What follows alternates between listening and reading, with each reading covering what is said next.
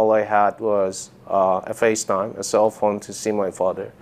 Ali Movasa wasn't allowed to be by his father's side as he took his final breaths in a California hospital this January. I could not give him a hug. That's something that I never forget.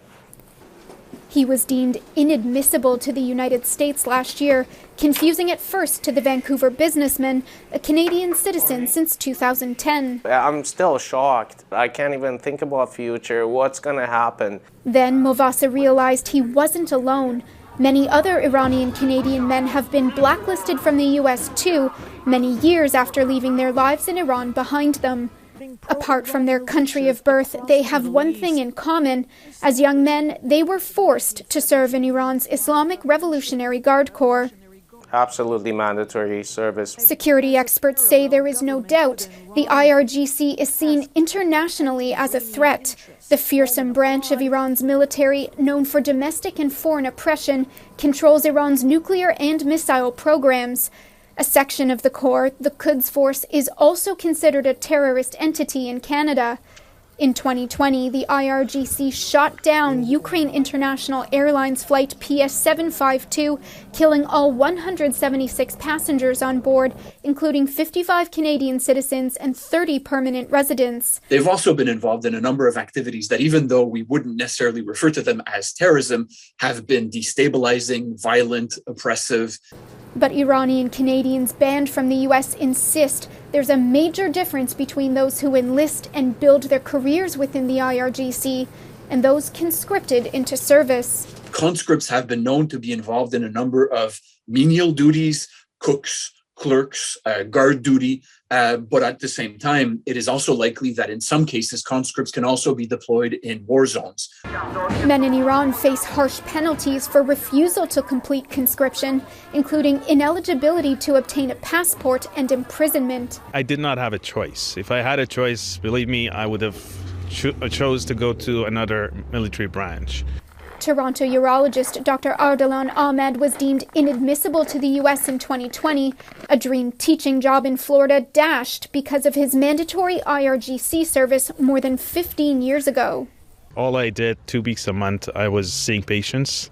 Other conscripts in IRGC, I was not even allowed to interact with the official personnel of IRGC. Between 1995 and 97, Movasa says his service consisted of keeping an inventory of construction and transport trucks. I understand IRGC and the problem the U.S. have with IRGC, but it doesn't mean that everybody's in IRGC's registered as considered as terrorist member.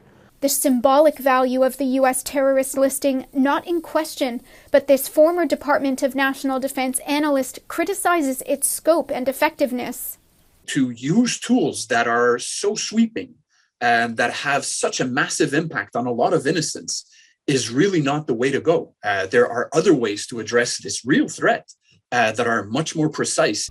Global News spoke with 20 former IRGC conscripts who have been blacklisted from the U.S., men who left the moment their minimum time had elapsed and became Canadian citizens, raising their families in this country. Now some of their wives and children have also been banned from crossing the border. My son, my daughter, what's going to happen to them in 10, 15, 20 years?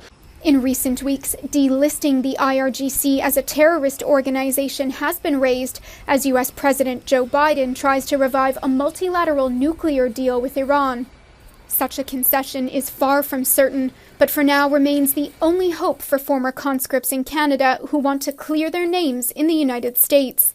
Elizabeth McSheffrey, Global News.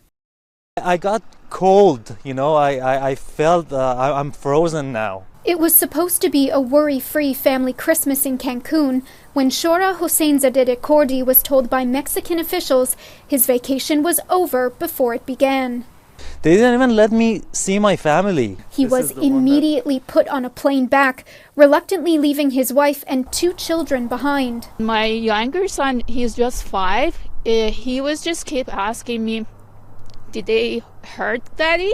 A dream holiday turned into a nightmare, one he believes is linked to his forced military service more than a decade ago in Iran. How can you punish someone because for something that he has no choice? Hossein Zadeh-Kordi is a former conscript of the Islamic Revolutionary Guard Corps, a section of Iran's military that's considered a risk internationally due to its terrorist links and oppressive activities at home and abroad.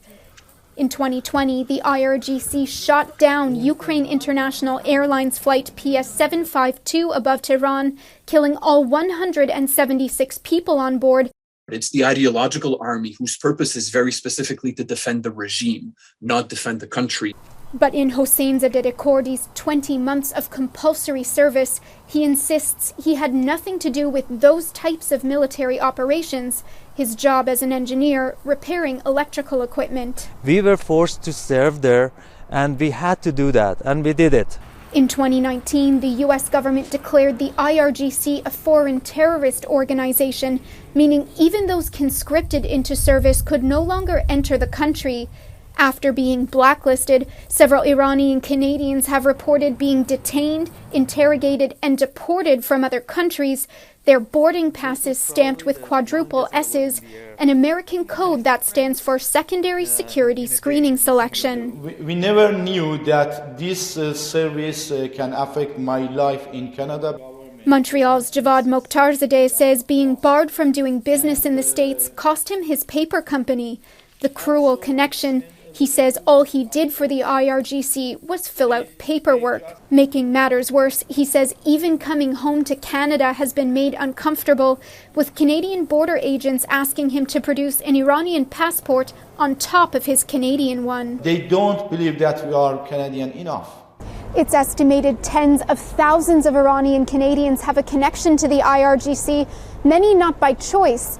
Global News spoke with nearly 24 who have been banned from crossing the border. They say they're now in limbo, unsure where around the world they may be red flagged during travel. Canada has a close relationship with the United States. I don't think it would take a lot of political capital to raise this. 5 years ago, Ottawa went to bat for Canadians impacted by former President Donald Trump's infamous 2017 travel ban on people from predominantly Muslim countries, including Iran. This advocate now asking the federal government to do the same for Iranian Canadians caught up in a ban that never should have included IRGC conscripts. There's also something else in terms of the Canadian government's response, and that's to assure Iranian Canadians that they won't be facing future repercussions in Canada. The Ministers of Immigration, Foreign Affairs and Public Safety declined interviews on this story. Not what Edmonton's Mo Tograi wanted to hear. He was living and working in Wisconsin when he was banned in September 2020. 30 years ago, he says he translated articles about wastewater for the IRGC. This is very disappointing because I am Canadian citizen and for last 20 years I'm working here hard to contribute in progress of this society. While Ottawa ponders, these Iranian Canadians wait, wondering why the country that granted them citizenship won't vouch for them now. Elizabeth McSheffrey, Global News.